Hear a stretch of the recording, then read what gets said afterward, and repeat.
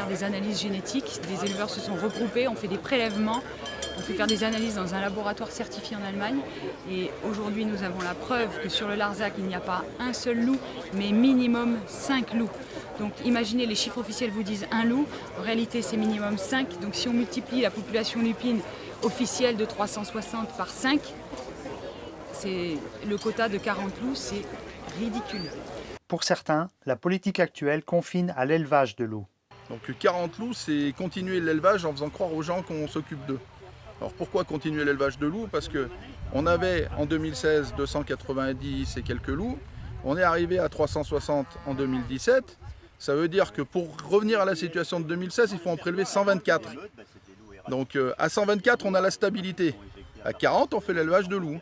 Les analyses génétiques sont porteuses d'une lueur d'espoir pour les éleveurs, emmenée par Bruno Lecomte, éleveur de chèvres dans les Vosges, et qui réalise depuis 20 ans un gros travail d'investigation sur le prétendu retour naturel des loups. Les analyses génétiques peuvent permettre plusieurs choses. On peut trouver des origines, on peut trouver s'il y a l'hybridation, on peut ensuite, quand on fait plein d'analyses, on peut savoir détecter combien il y a de loups sur une région, en fait, parce qu'on peut les identifier.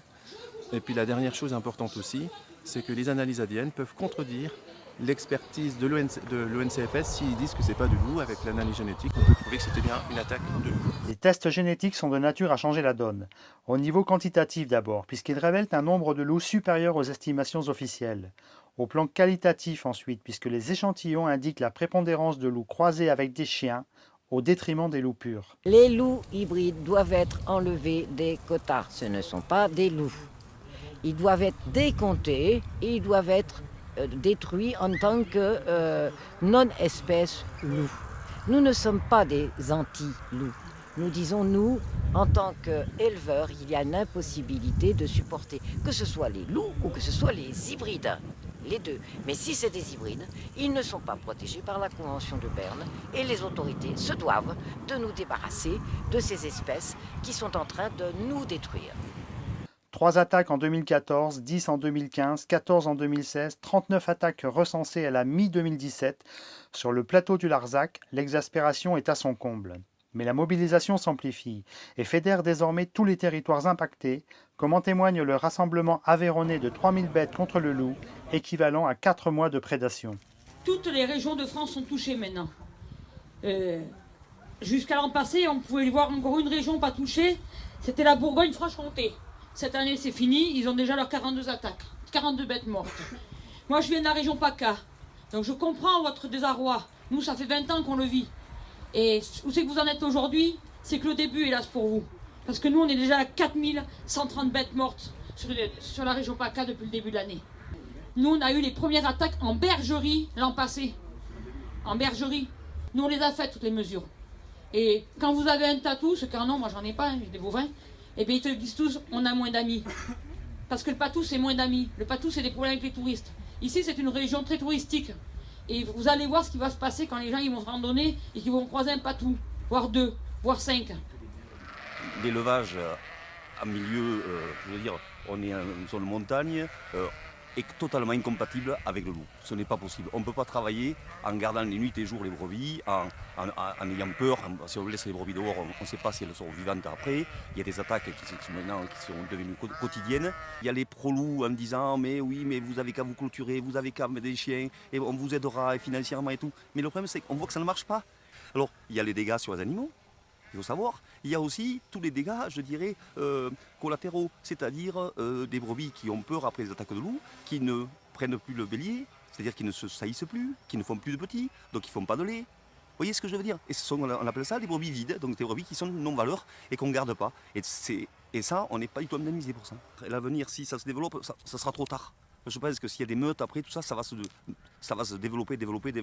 Et puis après, je vous dis, il n'y aura plus de jeunes qui vont s'installer. Déjà, on a un gros problème de ça. S'il n'y a plus personne, on fait quoi On fait quoi tous ces territoires? On les laisse aux roses, aux loups, on les laisse aux loups. Donc il faut choisir ou les brebis et les éleveurs de la vie, ou alors le loup. Voilà. Le phénomène de meute et sa dangerosité, le massif des Alpes en fait l'amère expérience depuis des années, avec des impacts socio-économiques multiples. Par rapport à ce qui se passe ici, la différence chez nous, c'est qu'aujourd'hui, les loups sont sédentarisés en meute entre les villages.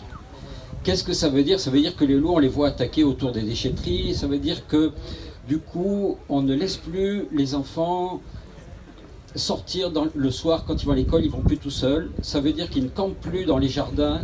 Ça veut dire que j'ai fermé des territoires entiers pour les réserver à l'élevage.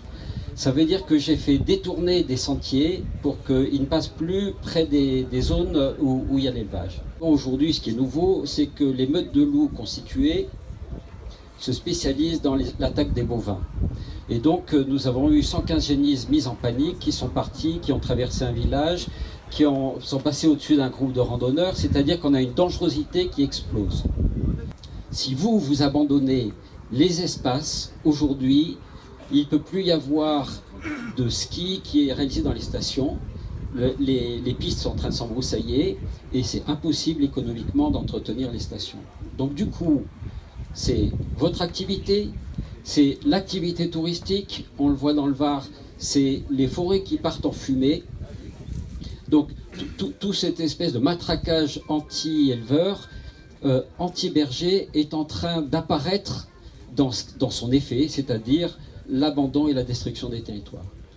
Prolifération, dangerosité, coûts financiers, impacts territoriaux, jusqu'à présent, rien n'y a fait. Les tests génétiques peuvent-ils changer la donne? En attendant, c'est le loup, hybride ou pas, réintroduit ou pas, italien ou pas, c'est le loup qui bêle.